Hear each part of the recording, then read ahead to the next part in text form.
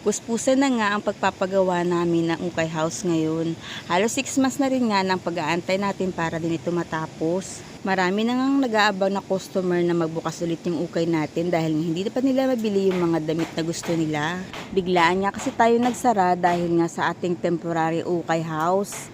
Hindi nga safe doon yung mga damit kaya naman niligpit natin lalo na nung lumakas yung bagyo at ang lakas ng hangin. Kaya nga kahit walang budget, pinagdesisyonan ko na nga na talagang paggawa na lang ng ukay house kasi balik ko doon sa temporary house na nagkakataliki at nagkakaalikabok at naaarawan yung mga damit.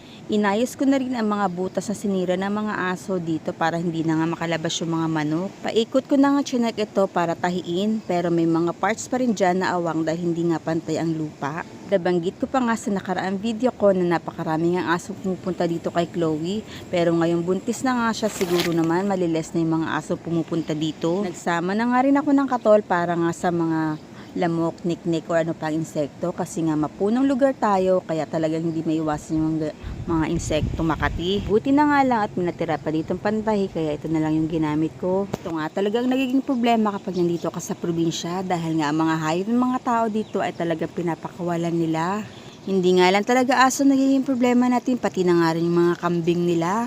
Kaya ang hirap nga talaga makapagpalaki dito ng mga halaman. Nakailang palit na nga kami ni mama ng lansones at rambutan dito. Kahit nga anong pakiusap mo sa mga may-ari ng hayop dito ay nakakapasok pa rin yung mga hayop nila dito. Kaya nga ang laki na rin nga na nag-assist natin sa ating bakod dito. Niremedyohan ko nga muna to ng tahi-tahi dahil wala pa nga tayong budget para sa mas matibay na bakod.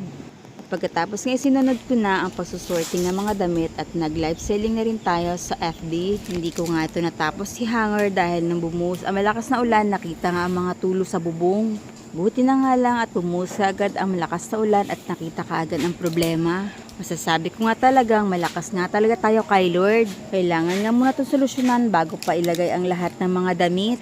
Magdi-dinner na nga kaya magpiprepare muna ako ng dinner. Gutom na nga ang mudrakels pati na ang mga kiddos. Buti na nga lang talaga at meron tayong tindahan kaya kahit pa paano ay nakakakain nga itong mga batang ito habang nag-aantay nga ng aking luto. Kailangan ko nga muna talagang linisin itong lababo bago pa ako makaluto dahil wala na ibang gagawin ito kundi ako. Pero minsan naman kapag masamang pakaramdam ko, bad mood na ako or pagod na ako, sisiwa naman nagkukusang maghugas ng plato. Pero ngayong marami nga akong ginagawa, siya muna ang tuka sa kapatid niya. Pero kapag iba na nga, iyak ni Juden na talagang gusto niya na magpaasikaso sa akin, no choice na nga talaga akong di unahin yung kapatid niya. Di pa nga dyan yung kamay ko dahil nga pumutok na nga yung napasok kong kamay. Pero syempre hindi natin pwedeng indahin ngayon yan dahil nga wala naman tayong ibang maasahan. Salamat na nga lang tayo kahit paano minsan tumutulong dito si mama lalo na sa paglaba. Ang dami tira siwa, hindi kita bibigyan ng pera. Bakit? Kasi hindi mo inuubos to, no? Hindi kita bibigyan ng pera, ate. Kasi hindi mo inuubos yung pagkain mo kasi may pera ka nga. Hindi na naman nga, naubos si Siwa kanyang baon kaya kailangan ko na nga talaga siyang disiplinahin. Nasisira kasi yung appetite niya kapag bumibili siya ng mga matatamis na pagkain. Attractive kasi talaga sa kanya yung mga laruan na matatamis sa pagkain. Kaya naman hindi niya nga nauubos ang baon niyang kanin.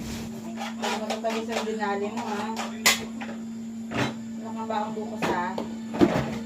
Sapa na yan, ha? Sa manginhi. Bad ka, eh. Buti ko yung alkansya mo yung pera mo. Okay pa. Nagbawas-bawas na nga ako ng dumi dito dahil bukas nga maiba na nga ang forma nito. Kailangan na nga tumalinis dahil nga ito nga magsisilbing division sa tindahan at anang ukay. Sa dami nga ganap ngayong araw, nag-noodles na nga lang ako para nga makakain na kami at makapagpahinga na. Karga-karga ko na nga dyan si Judine habang nagluluto dahil hindi na nga talaga siya pumapayag na hindi siya kargahin. Gustong-gusto nga niya yan, nakikita niya kung ano mga ginagawa ko. Sorry. Baby. Bako nga siya muna saglit para nga mailagay ko nga yung itlog. Tingnan mo nga naman si ate, suot-suot na naman ang kanyang bagong jacket. O ayaw, napasayaw pa. Patse. Easy babe, easy you duck. O, happy yan kasi may bago na naman. Ayan nga, at karga ko na naman si Judine pero syempre kailangan ko siyang hawakan ng maigi dahil nga napakalakas na bata ni Judine at napakalikot. Siwa, kumain na. Ito ka na, ha? Nasubuan lang kita na. Halika, Ting. Ito na, Siwa. Ano, okay. Ganyan nga, sistema namin kapag oras na ng kain dahil parang hindi na ako maghabol-habol kay Judine at hindi na siya magkalat ng kung ano-ano pa. At pati yung kalat ng kanin ay isang lugar nga lang ang aking lilinisan. Sa tapat ng May Paho Elementary School, nakita ng bata.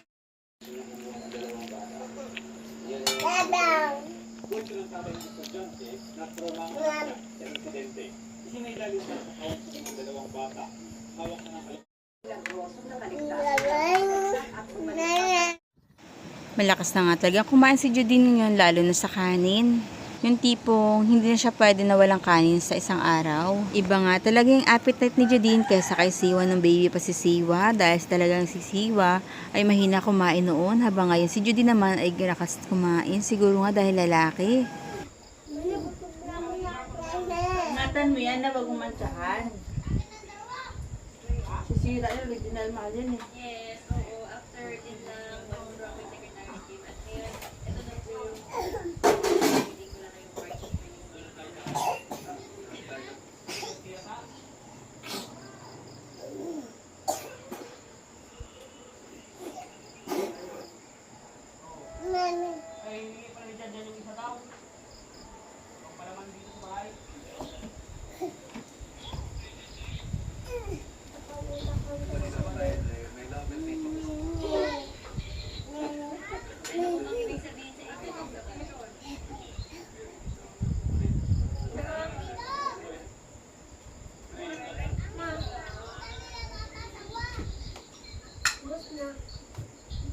Magkain ko tubig ah.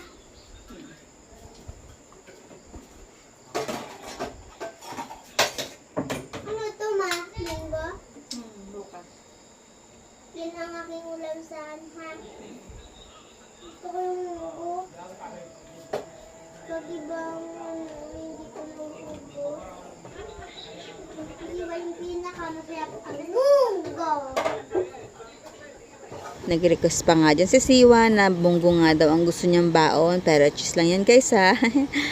Yan nga, gusto ko sa ugali ni Siwa, may kusa at may pagka-sweet. Kahit ganyan nga lang yung edad niya, ay naaalagaan niya rin kami ni Judine kahit papano. Sa mga bagay nga na kaya niya, kagaya niyang bigyan niya akong ng may inom, ganyan. Iabot niya yung kailangan namin ni Judine, ganon. Pwede na maliliit na bagay ng kapatid mo. Bawal na bawal. Ibigay ko na lang kanya. Wala pang bite yan. Mama. Ulit ka. Pinag-uusapan nga namin dyan yung bracelet na gusto niyang ibigay kay Judine. Kaso sabi ko yung maliliit nga na bagay eh hindi nga pwede kay Judine dahil pwede nga malunok si Judine. Delikado nga sa kapatid niya. Ana, wow! Gatayo na siya din! Gatayo na yan, ay! Saan ko si... Bitawan mo! Ikaw muna ito lang kayo ding la. Okay, Odeng? Mapanood ng live. Okay? Tingnan niyo pa mga paborito niyo. Oh, nahulog. I want KFC. Okay, okay.